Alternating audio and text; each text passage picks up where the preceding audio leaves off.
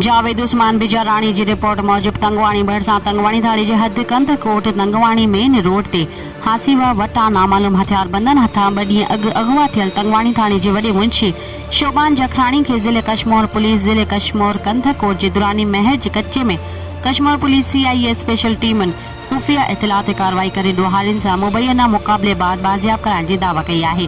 ॿिए तरफ़ इलाइक़े में चोबोल आहिनि त पुलिस राजूड़ी कोशिश ज़रिए मुखवी अहलकार शोबान जखराणी खे बाज़ियाब कराए वरितो आहे।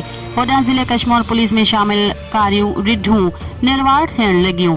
गबलो थाणे जे हद में ASI कादिर बख्श डहाणी धाड़ियलनि जे सहूलियतकारीअ कंदे टैक्सी कार में मुनीर गोलो खे अगवा कराइण जी कोशिश कई त ज़िले कश्मीर पुलिस जूं स्पेशल टीमूं इतला ते पहुची मुनीर अहमद गोलो खे मुबैना अगवा खां बचाए वरितो।